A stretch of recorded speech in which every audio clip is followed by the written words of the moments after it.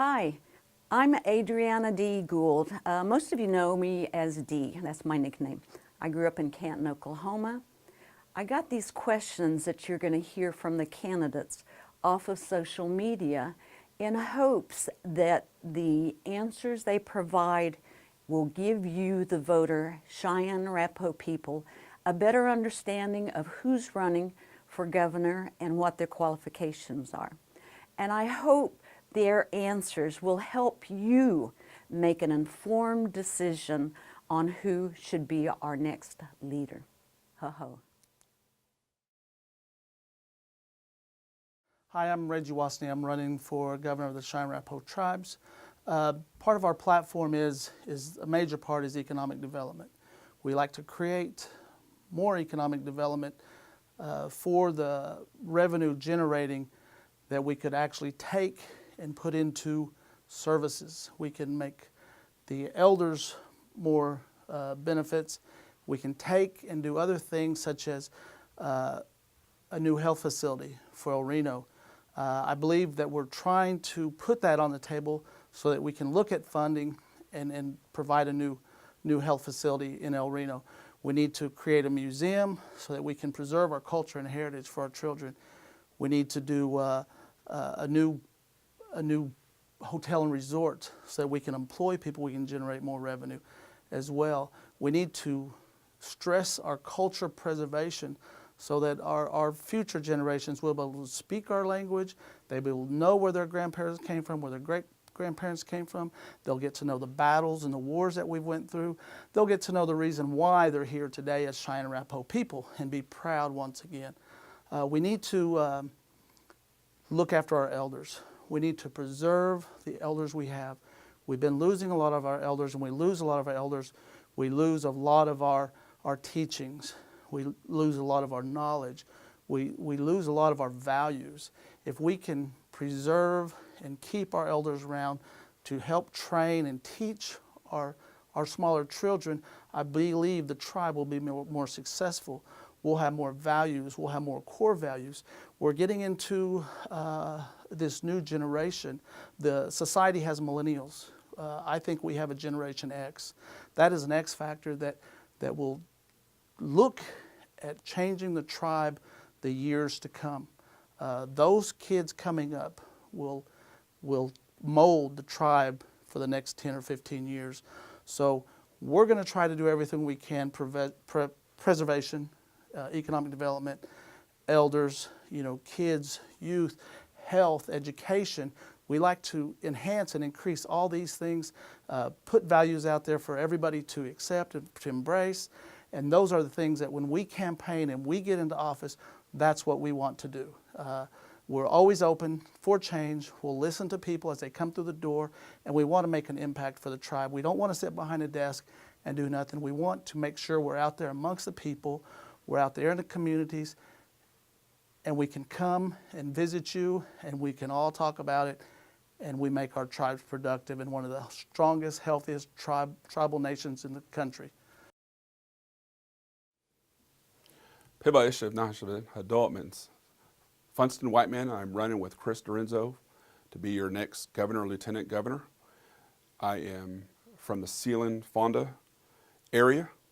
My grandparents were George Black Moon Whiteman, and my grandmother was Ida Mae Bullcoming Whiteman. My parents are Nathaniel and Patricia Whiteman.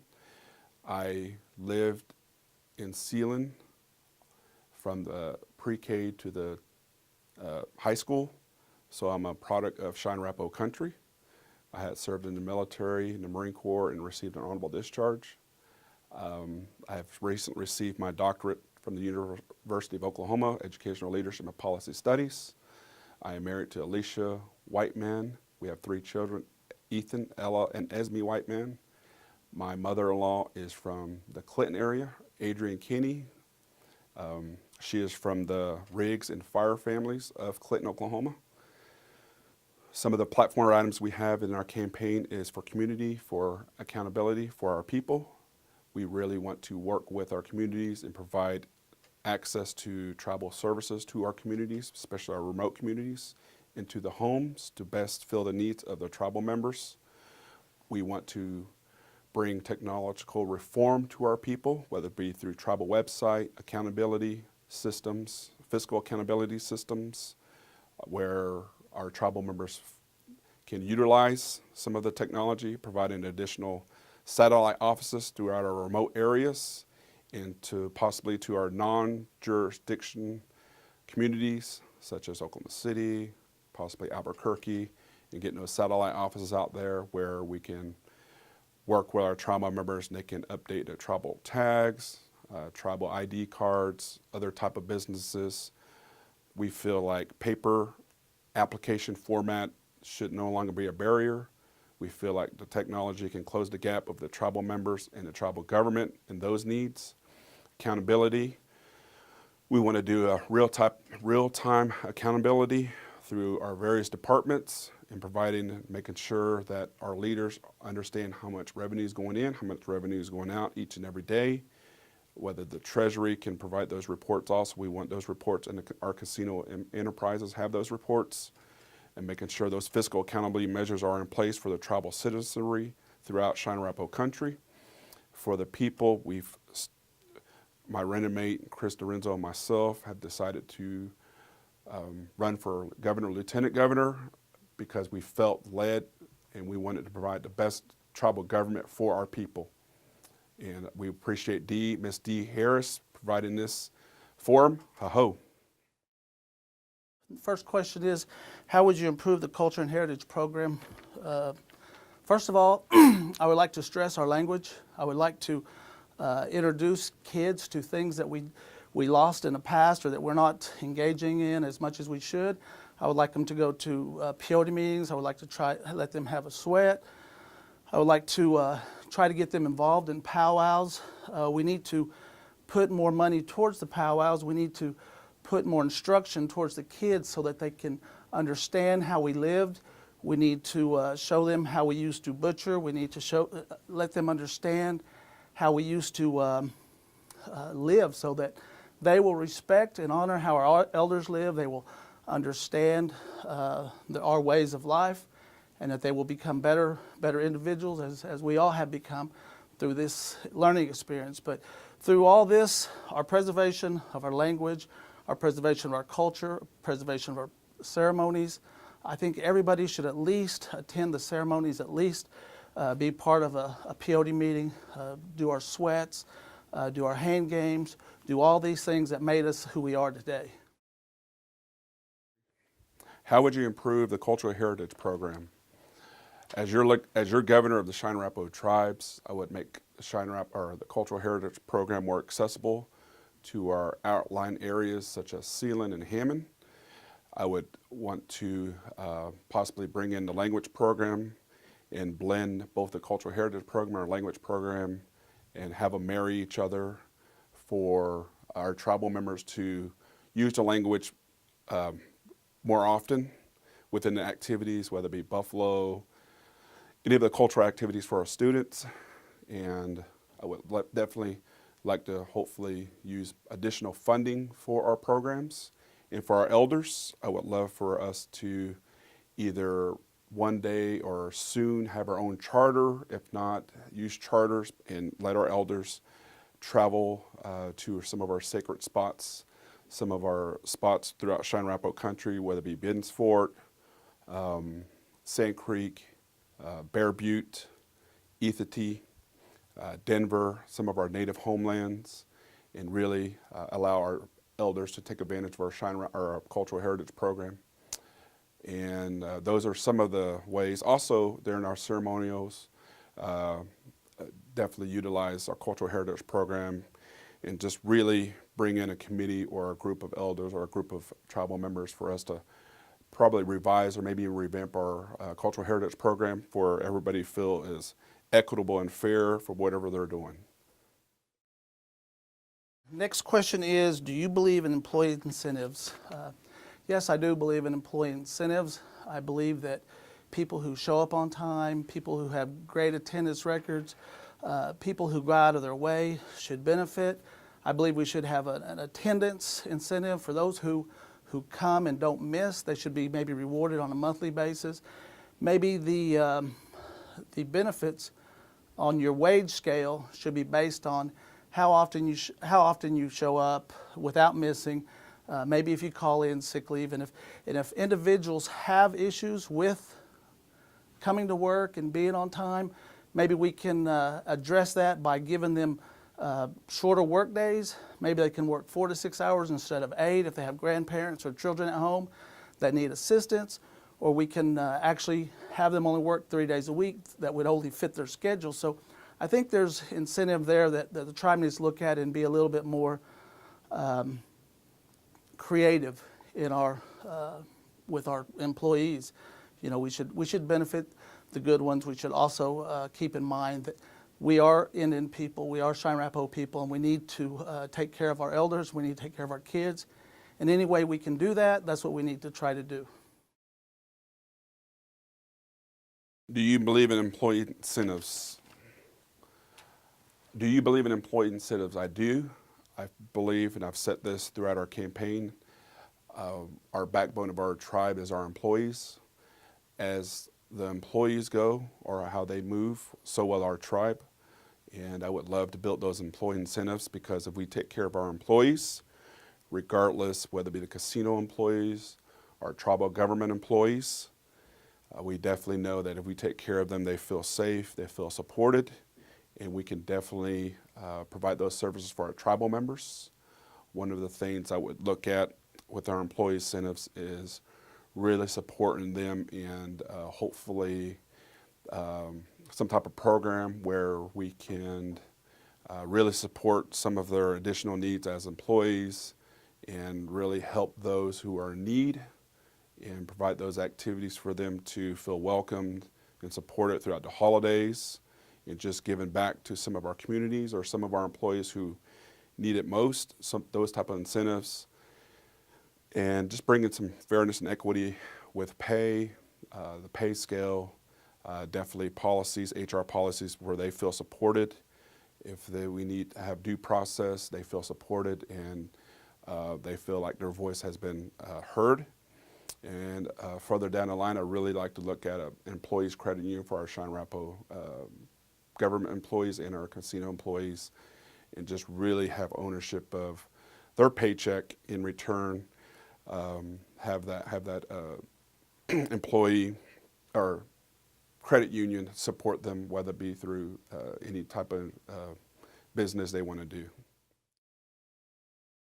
Okay, next question is, do you support tribal banishment for crimes against the people?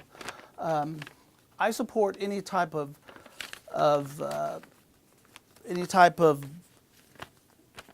criminal.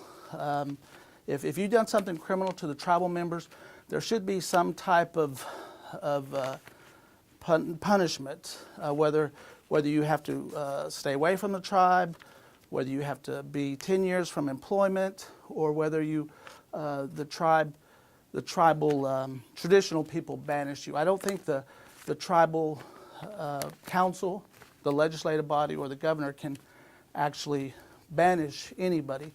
If we stay traditional in our traditional ways, those are the people who get banished. If you had a criminal act against the people, then there should be some type of punishment, whether it's you can't work for 10 years, or whether you have to stay away, or you give up your per cap, or some type of punishment to that effect. Do you support tribal banishment for crimes against the people? As your governor of the Cheyenne Arapaho tribes, just one of the things that we want to look at is really separations of powers. If we have a resolution drafted up by the tribal council and through consensus of our people, of our tribal council, and the other branches, in coordination with the other branches, if this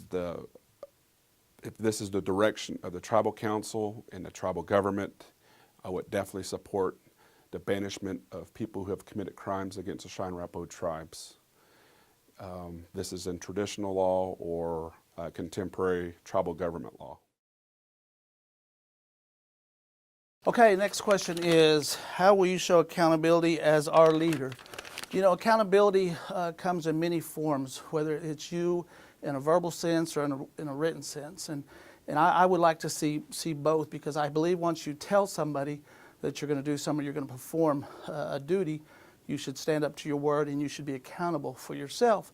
I believe the accountability as far as accounting practices goes, policies, laws, all these things, they're measured by audits. They're measured by monitoring devices through the federal government or through the state. However we received our funds is how we're monitored and how we're reviewed, and is the importance of how we're accountable. I believe that our documents through the Bureau, the federal government, through any organization that we receive funds through, is how we should be judged on how we're doing our programs. As a leader, we should always try to be accountable in both an oral sense and in a written sense. So if I was to tell somebody I was going to do something or have a project and I wanted to do it, then I should be accountable to the people and say, this is what I'm going to do and this is what I want to do, and I'm going to actually gear towards making that project actually happen. You know, we have accounting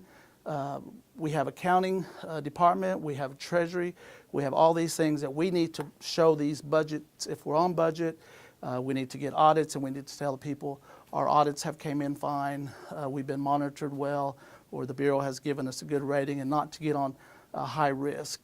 That's how we would show accountability. How will you show accountability as our leader? Accountability is one of the core values our campaign has used. I think people use transparency way too often. I have a group of supporters who believe in accountability, whether it be fiscal accountability, policy accountability, just a handshake accountability, meeting with tribal members, constituents throughout Cheyenne Arapaho country, and letting them know that their governor has heard their voice and has provided the best type of government for them.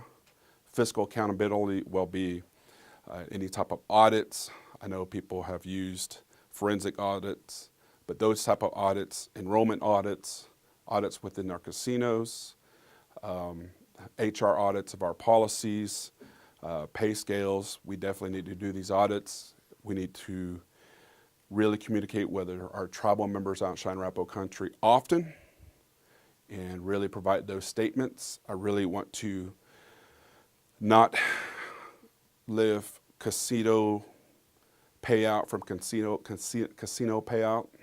I really want to bank our casino payouts and really not live from monthly payout to monthly payout. I really want to catch that up, where we can have some type of accountability from our casinos generating, and possibly have a snapshot a month later or a month ahead, whatever that looks like, and provide reports for our tribal members and have those released within our Tribal Tribune, our tribal websites, any type of Facebook, any type of tribal government Facebook, or any tribal or Facebook Live chat with our tribal members, or any type of other technological device, just for them to have that accountability as tribal members.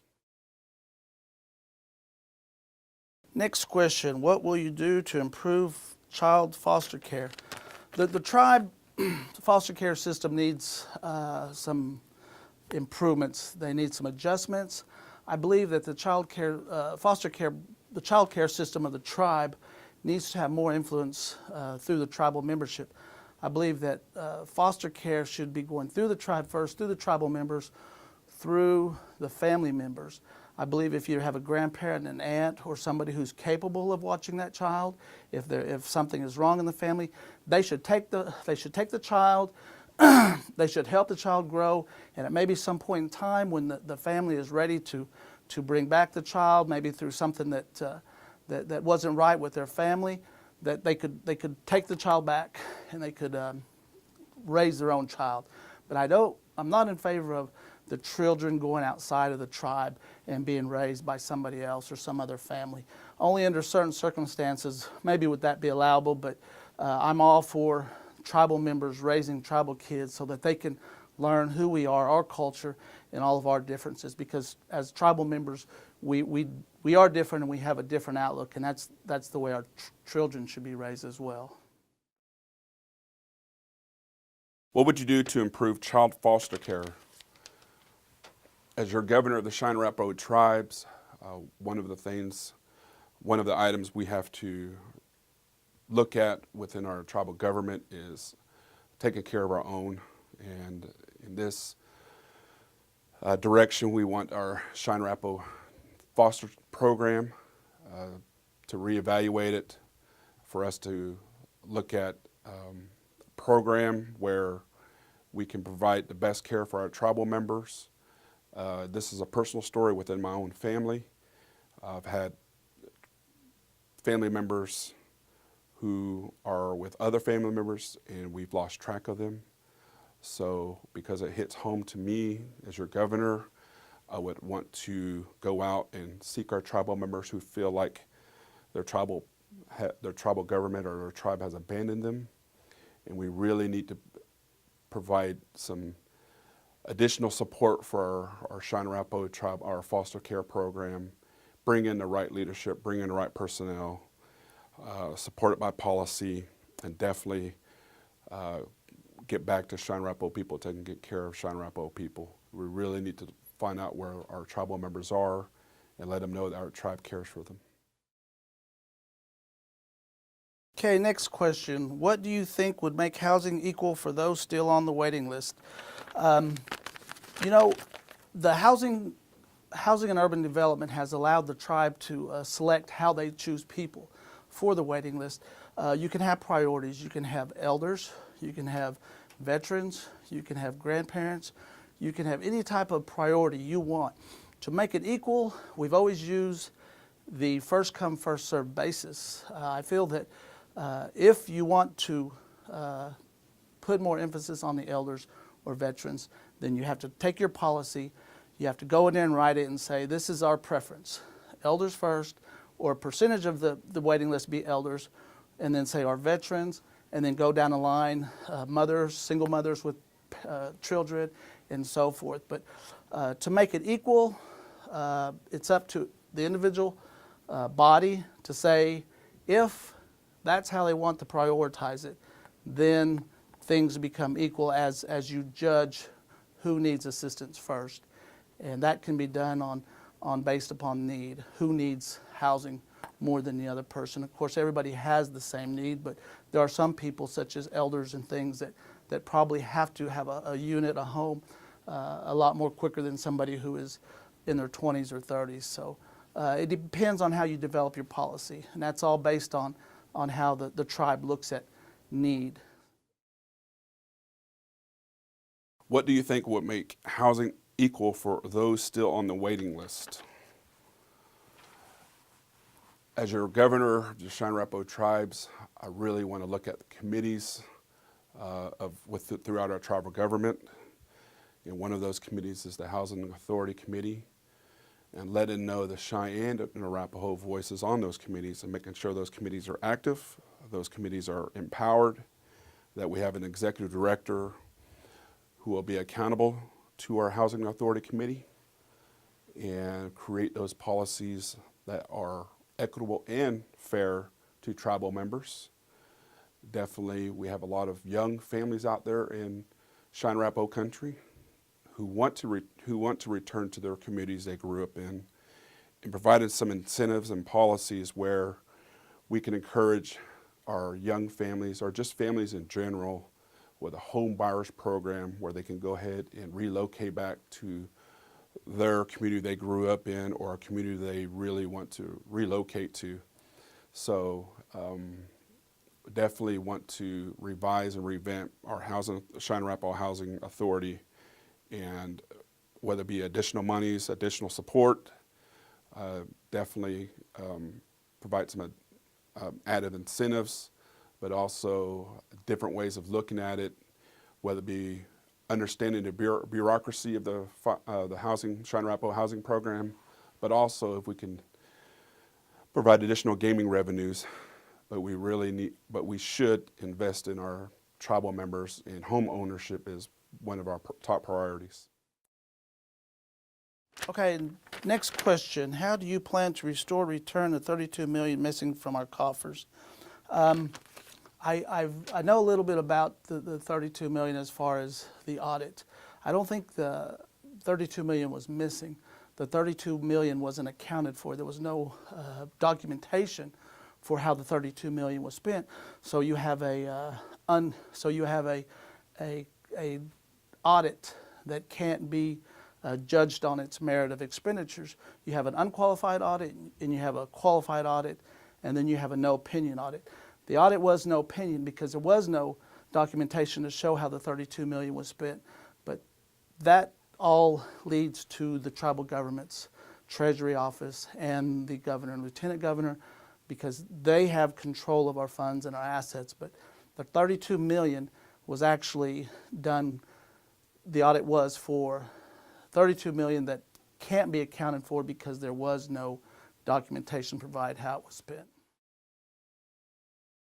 How do you plan to restore the 32 missing from our coffers? As your governor of the Cheyenne Arapaho tribes, working with our executive office and setting a tone with the casino entrepreneurship we have, and working with the general manager of the casinos, and really providing an effective audit system program for our casinos, all our casinos, and providing an accountability, fiscal accountability for our casinos, and making sure our leadership with individual casinos understand the fiscal accountability and those accountability systems where everything is documented, everything is provided for the tribal member, everything is accountable and transparent, identifying any missing monies, whether it be fiscal audits, and this will be led by the executive office, working in conjunction with general managers and individual leadership of those casinos and identifying if any missing or undocumented monies and reporting out to the tribal member ASAP, as soon as possible, in having that reported out monthly, quarterly, whatever that looks like, bi-weekly. Next question, how do you plan to seek legislative support? With the plan I came up with through, on my pamphlet, there's a lot of areas that the tribe needs to cover. Culture and heritage, economic development, community development, elders services. All these things, as I have seen them over the past years, need addressing. What I would do is I would go to the legislative body and tell them our plans and see what they want to incorporate in the plans, because as we're out there day to day and we're meeting with our tribal members, they all tell us the issues that they have with the tribe or the services that they're not retaining or they're not getting. So those are the things that you want to incorporate into your plan, and if the legislators can adopt your plan, support your plan, then that's how we would move the tribe forward, because we're all out there in the communities and we know what the tribe needs. So that's how I would approach the legislative body. How do you plan to seek legislative support? As your governor of the Cheyenne Arapaho tribes, I know that working with the various branches and really providing open communication and open forum and coordinating with the various other branches is vital to the success of our tribe. One of those branches of the legislative branch, working with the speaker of the legislature, and really strongly working with them and meeting with them regularly to ensure resolutions, policies are consensus among the branches, and that the branches are working together, providing the leadership, the strong leadership needed where our tribal government is functional and it's effective, and it's going to be set. We as an executive branch would set the tone, and in this process, the executive branch might have to relinquish some authority and some power for the legislative branch and the other branches to really exercise their authority as a legislative branch, judicial branch, tribal council branch. So working with the legislative would be an important factor within our leadership to ensure that this tribal government is effective and, in some cases, efficient for our tribal members out in Cheyenne Arapaho country. Next question, what plans do you have for the Respect Gym? The Respect Gym, of course, is a brand new building. It was designed to house activities for the youth. I would approach the Respect program and see what kind of activities that they're trying to encourage the tribal members to come and work out with. The elders and the youth is what the building was planned for. So whether they have recreational activities or they have elders exercising or make a program for elders to walk, to gain exercise, to do any of those things and see what the youth are provided. Healthy exercise, the tribe is plagued with diabetes, and maybe the Respect Gym can help curb the tribal diabetes problem and encourage more physical exercise, because we are right now needing places for elders to walk indoors and kids to be more active instead of out on the streets. So I would approach and find out what their activities are and try to enhance them and make them better so that the tribe actually benefits more from that new facility. What plans do you have for the Respect Gym?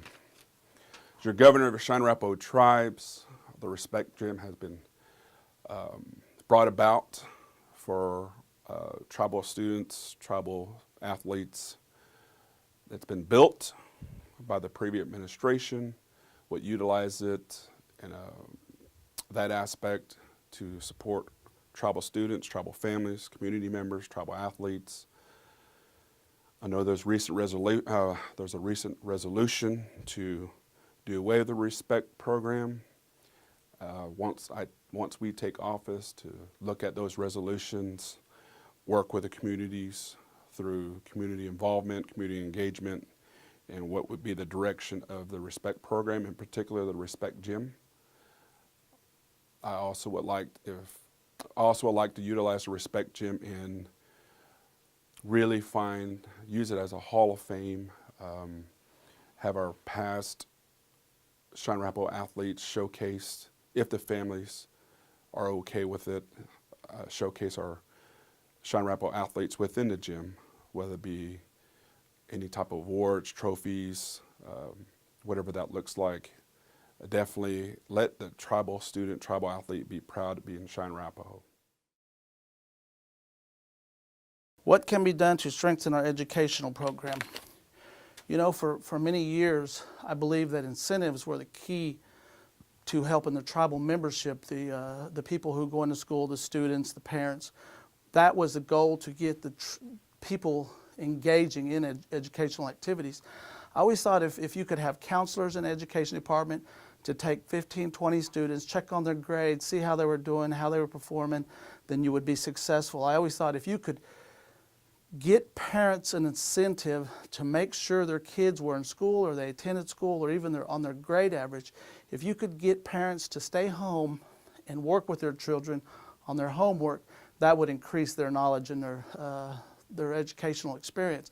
Because right now, I don't believe we have a lot of parents staying at home trying to develop their kids' educational needs. So if we would pay or give incentives to parents based upon a child's GPA, if it's a 3.4 point or even a 2.5, I think that would increase the parents' involvement more with the kids, and I think that we would have more successful kids, and I think we would also have a better working relationship, and it would have a better family unit with all that. What can be done to strengthen our educational program? As your Cheyenne Arapaho governor, education is one of my main priorities in my leadership. I understand that education can close the gap between the tribal members' needs and what the tribal government can offer for those needs. an educated tribal citizenry will restore our communities to where we used to be as Cheyenne Arapaho people, really help us develop some of those values and those ethics, those morals throughout our Cheyenne Arapaho country that we once had, and to provide our adolescent, our youth, hope in their tribal government. Also providing additional gaming revenues, additional support for our higher education programs, all the way from infancy, all the way through the adult college student. Those programs of child care, Head Start programs, the higher education programs, whatever that looks like, the JOM programs, utilizing those programs where they can coordinate with each other and to provide a K through or a pre-K or an infancy type of program all the way to adulthood, where the tribal member feels like they have been supported, whether it be in the tribal jurisdiction or outside the tribal jurisdiction, where tribal members feel like they're supported with whatever type of educational opportunities they want to explore. One of those educational opportunities that we feel that we need additional support or some support are the career technological schools, and really support our tribal members in those ventures. If they want to go into welding or computer programming, support our tribal students and work with those public schools or those institutions where we can go ahead and identify them at an early age and really close the gap between their needs and the school programs, wherever those are. Provide some type of parent university, educating our parents on the school, the programming of school, what's needed, the deadlines, the FAFSA forms, the higher education forms, whatever that looks like. Provide some type of parent university for our tribal parents. How will you implement a fair voting process? The way the process is right now is you have a ballot for everybody who lives in the service area. Everybody who outside the service, you get an absentee ballot. Those people who can't make it to the polls get an absentee ballot. To be more fair, I believe the system has to be set up to where we can address those voters' needs on immediate impact. Because right now we have issues with voters' registration. We need to reconcile our voters' registration so that they have the most current update and they can call in and they can get a ballot if they haven't got one in a timely manner. So I believe with more education, more instruction, better policies, a better voting system, a better voting company, we can definitely improve how the voting goes with our tribes. How would you implement a fair voting process? As your leader of the Cheyenne Arapaho tribes, I would want to work with a tribal council and bring in voting vendors through the tribal council and really allow the tribal council to look at voting vendors and what they feel is most appropriate and adequate for our Cheyenne Arapaho people, making this process very accountable and transparent, utilizing support programs such as Carter Center or any type of election support system to provide our tribal member the best avenue where their voice is heard, and really allow give the election commission as much support, but also allow the election commission to be autonomous and to provide those to help provide the vacancies within the election commission, to fill those vacancies where A1 all the way through A4, C1 all the way through C4 are filled, and that any type of voting or election process is safe and secure for our tribal members out in Cheyenne Arapaho country, whether it be through absentee voting or direct poll siting voting. We want them to know that their voting, their election is reliable and is the best process for them for allow their tribal voice to be heard. What changes do you anticipate for the elder program? What I would like to see is the elders receive more benefits. I would like to see it on a graduated scale to where as you get older, as you turn 60 or 62, you receive more funding So you get more assistance and you're able to provide more for yourself. I believe that people of 55 to 60 actually who have jobs aren't in need of that funding as much as the people who are 60, 62, 65, who actually are on a set income. So I would like to see a graduated scale for the elders when they receive their monthly stipend. I would like to see at least one more payment for utilities a month, probably in the wintertime when people have the hardest time.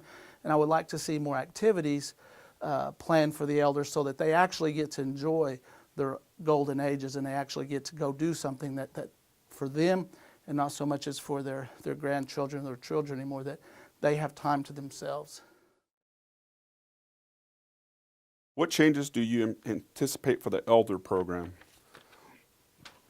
Our elder program, our elders need to be supported. We feel like some additional monies need to go to our elder program. Really looking at the grap of our casino revenues and make sure that whatever is authored in the grant is supported by the executive office and making sure our elders are supported. One of the things that we felt in our campaign, listening to the tribal member out in Cheyenne Arapaho country, is our elders who are raising their grandchildren and identifying some tribal government incentives or programs or type of additional monies to help our elders who are raising their grandchildren. Transportation is another need throughout our remote areas of Cheyenne Arapaho country, and just trying to find out how to fulfill those needs to allow those elders to go throughout their community or to another community and receive services. I know wound care is a concern, as well as our tribal members with diabetes or any type of other health needs. And we would definitely want to work with our Department of Health, whether it be through IHS or any type of federal program, to really get into the homes of our tribal members and support them as tribal members and making sure those health needs are being taken care of. And as said before, through the Cultural Heritage Program, to really support our tribal elders and taking those trips to some of our Cheyenne Arapaho sites and allowing them to see our sites throughout Cheyenne Arapaho country, Bear Butte, Bents Fort, Denver, Colorado, and the Great Plains of the United States. A lot of these are our native homelands, and definitely support our elders through these avenues and approaches. How will you enforce 8 hours of work for 8 hours of pay? Well, right now it's a login system. I'm not for sure if the time clock is used anymore, but you go to your computer, or some people may have it on their phone where they actually clock in and out. But what we need to do, supervisors need to do some kind of check, or we need to do a performance evaluation or goals and objectives, that every day our employees make a list of 3 or 4 items that they want to accomplish. When they do those 3 or 4 items, they've actually accomplished something today. They need to be more responsive to the tribal members who come in, who ask for applications. We need to do it timely. If we do all that, I believe our 8 hours of the day should be covered. And that's why we've always said tomorrow starts today, so that we're not putting off something tomorrow that we could be doing today. We do that, I feel that we will cover our 8 hours as long as we stay responsive and we keep in touch with those applicants, and we make goals and objectives for ourselves for the day. How would you enforce 8 hours of work for 8 hours of pay? As your governor of the Cheyenne Arapaho Tribes, the executive office of the Cheyenne Arapaho Tribes set the tone for accountability for our employees, supporting them, but also finding and identifying the right leaders for those executive director positions, whether it be over administration, education, health, social services, treasury, and really hammer out a plan for our tribal members and some type of accountability system for them to clock in and clock out. We have tribal members out in Cheyenne Arapaho country who have various needs, and some of those needs don't occur between 8 and 5. Sometimes we have tribal employees who have to travel out to our remote areas and sometimes out of jurisdiction to fulfill those needs, but really work with the Department of Administration, our HR program, and our executive directors of the various departments and really fulfill those needs of our tribal members in those 8 hours, and making sure our tribal employees are at work, they're on the clock, that they're supported, and providing the best accountability system for them, whatever that looks like. What will you do to those who have committed criminal offenses against our tribe? First and foremost, what we need to do is we need to get all the documentation we have. We need to find out where these offenses are in the local federal system.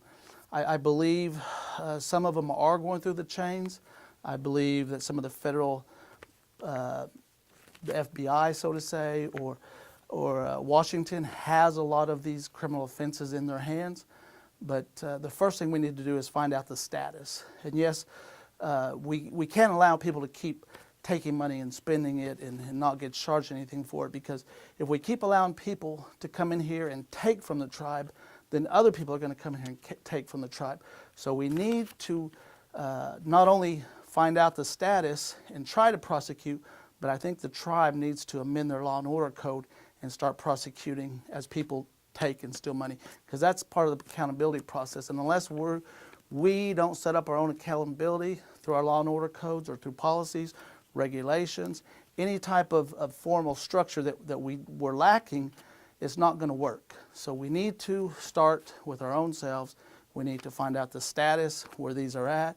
And yes, some of those people who stole from us, they need to be accountable and they need to be prosecuted. What would you do to those who have committed criminal offenses against our tribe?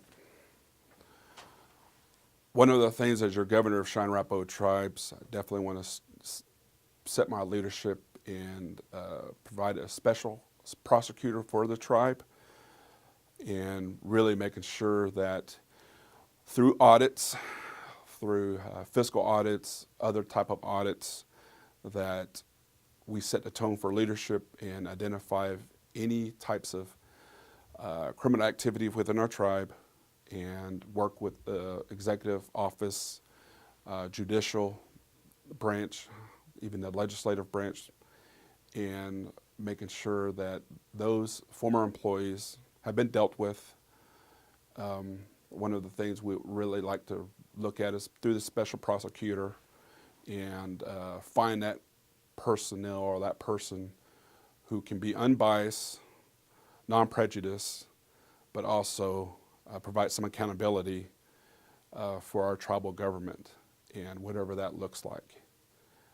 One of the things that we don't want to do is set the tone that we're after everybody, the executive office. I believe in the judicial system. Everybody is innocent until proven guilty, and that's the approach I would have set as your leader as the Cheyenne Arapaho tribes. Do you believe we should lower the blood quantum? I honestly believe the lowering of the blood quantum is coming. Right now, the tribe is only enrolling a few full bloods. We probably have a few halves, but the majority of our tribal membership is now enrolling in quarters.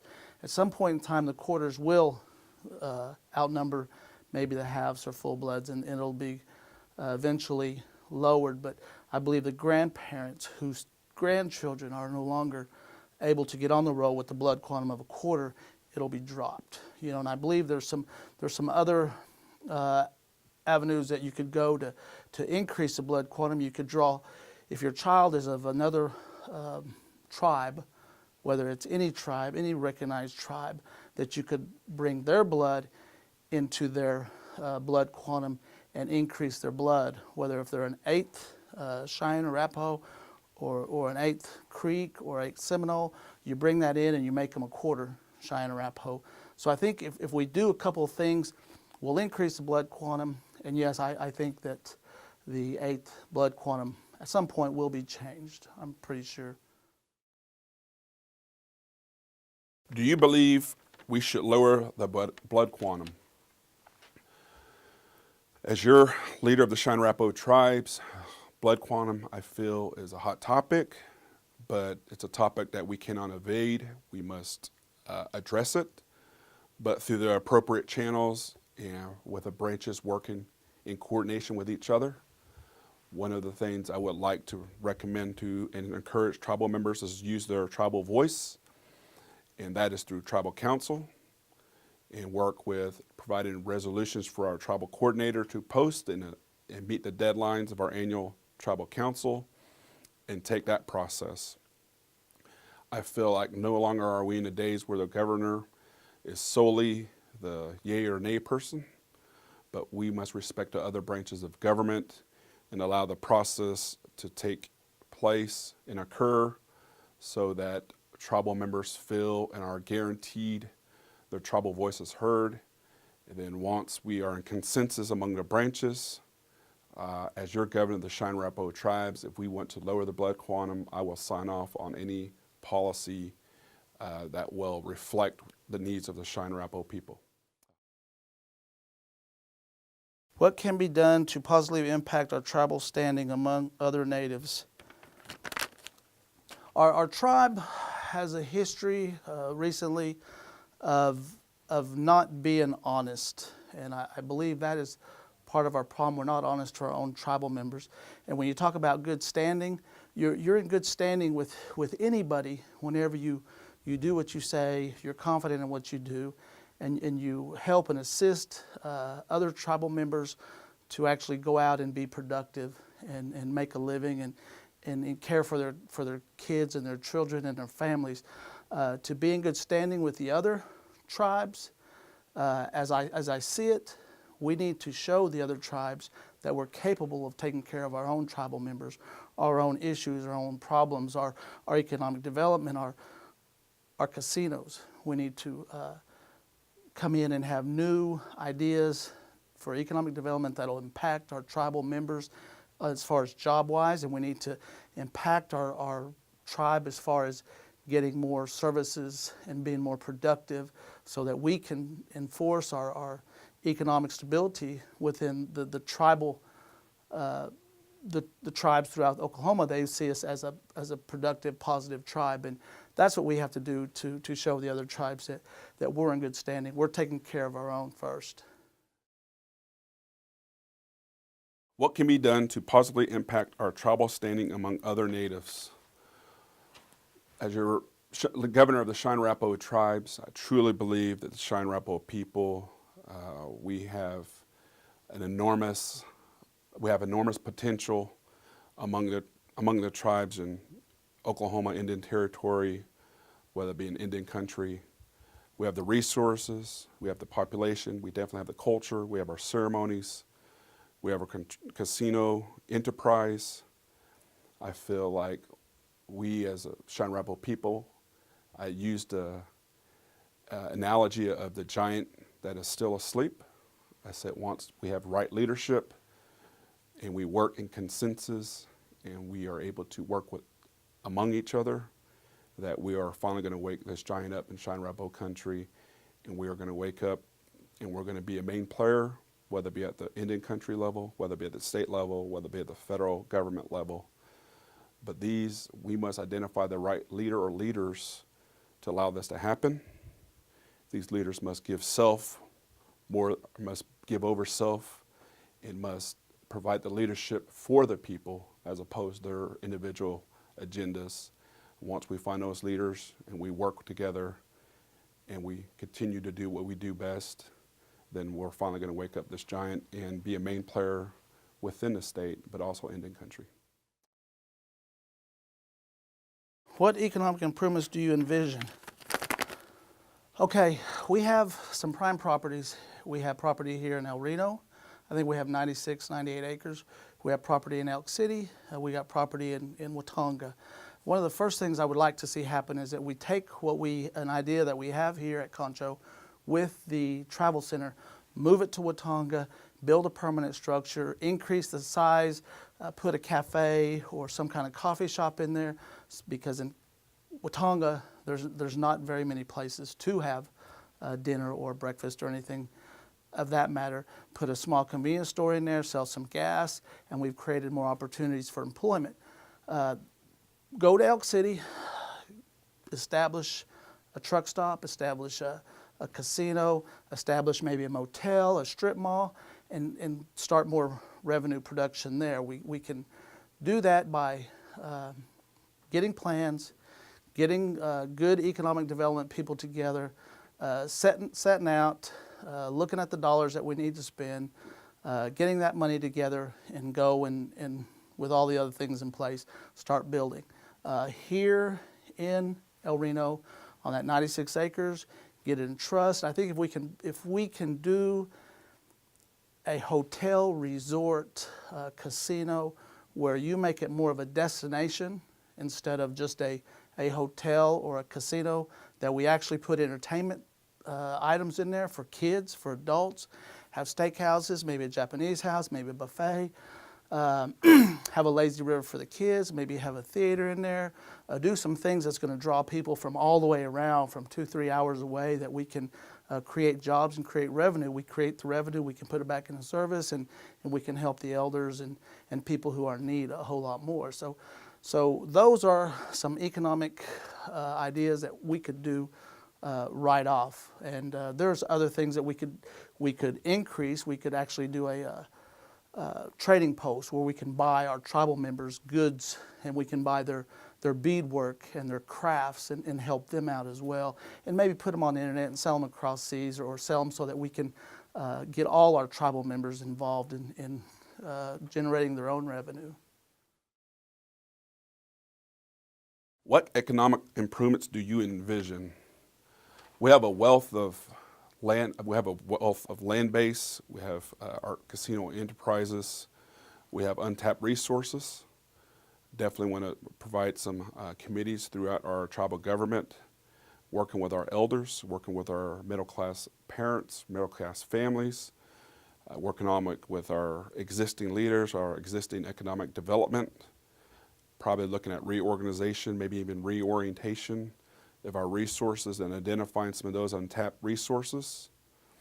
And we need capital improvement through our casinos and our other facilities, and working with our business partners, paying a lot of the debt off we owe, so we can have that trust within our business partners in Cheyenne Arapaho country, those vendors, and having a mutual respect with those vendors, and allowing the tribal member to finally be proud of who they are as a Cheyenne Arapaho people.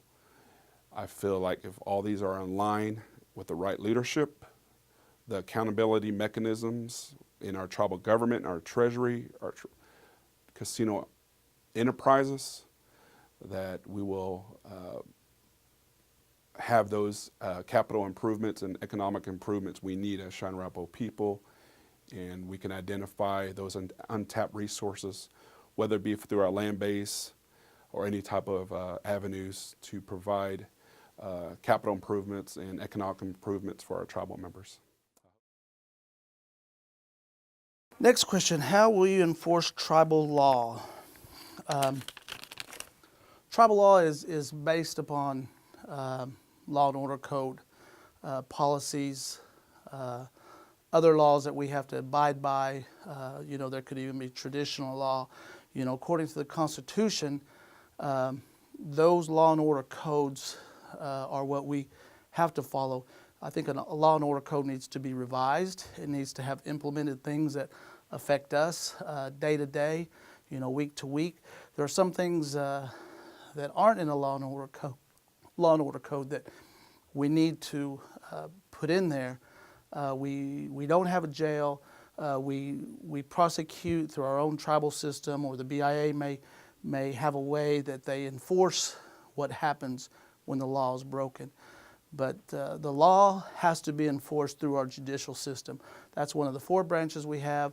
We're all equal branches, and through legislative laws and through the governor and other people who have to do the process of getting these bills passed, these laws passed, You know, we all need to work together to find out what impacts us, our tribal members, and what will impact us in the future so that we can get these laws correct and right, and we're not making up laws as we go. That's the way we would handle these laws and how we would enforce them. How will you enforce tribal law? As your governor of the Cheyenne Arapaho tribes, enforcing those policies and those procedures is carried out by the executive office, and we would definitely respect our legislative branch and working with the judicial branch, making sure our tribal law has been carried out and carried forth.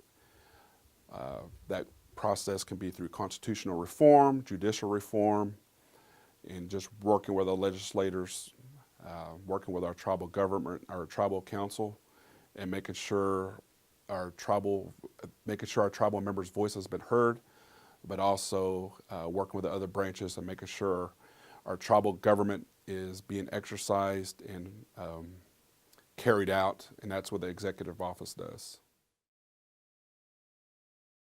What will you do to increase casino revenues? Our casinos are in bad shape. Our casinos, the floors are taped, the chairs are burned, cigarette burns everywhere. The casinos don't have a good odor to them.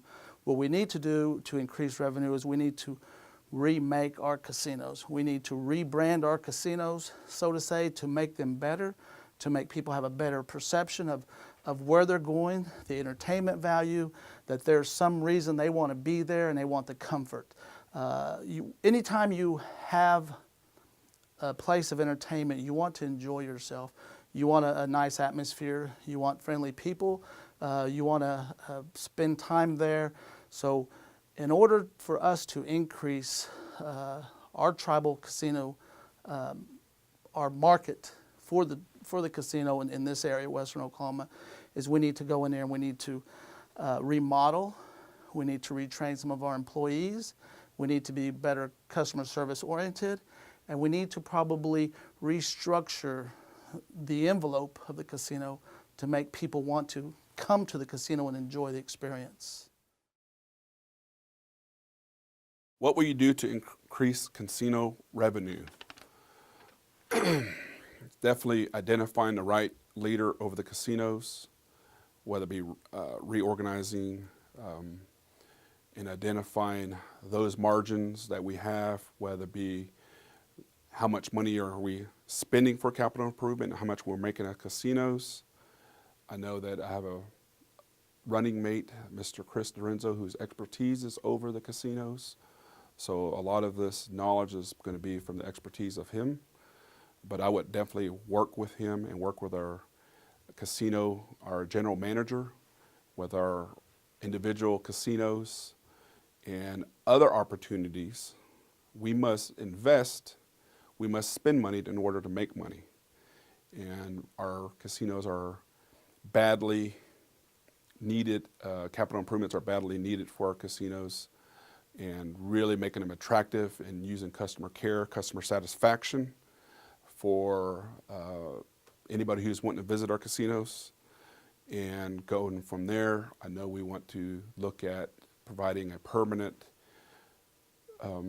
structure or permanent housing for the Watonga casinos, and really utilizing our location and some of our resources in the Canton casinos, Canton Lake area, and just really investing and putting a lot of man hours in generating the type of revenues that we can as Cheyenne Arapaho people, and possibly doubling the revenue of what we have right now. And I believe we can do that. Next question, do you plan to give tribal preference in hiring? The tribe has always had an unemployment issue. Our unemployment used to be high in the 90s, up into the, I believe, the 80 percentile range.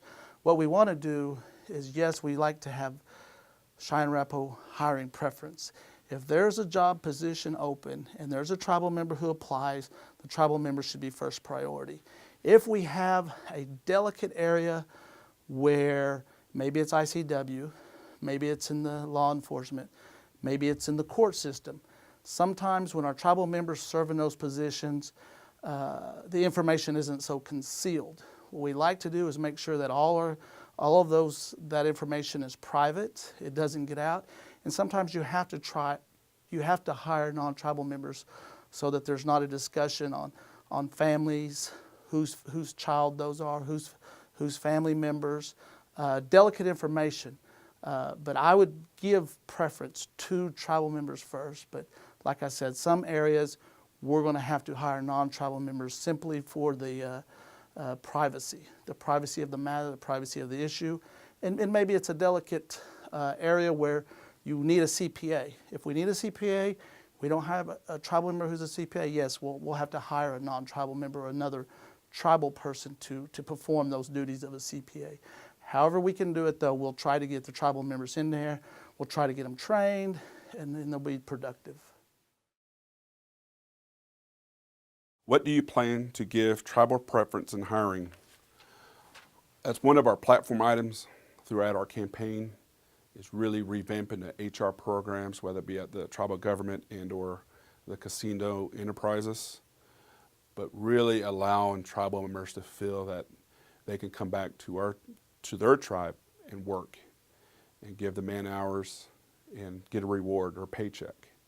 But definitely a priority would be tribal preference, veterans preference, spouse of a tribal member preference, and allowing our tribal families to really believe in their tribal government.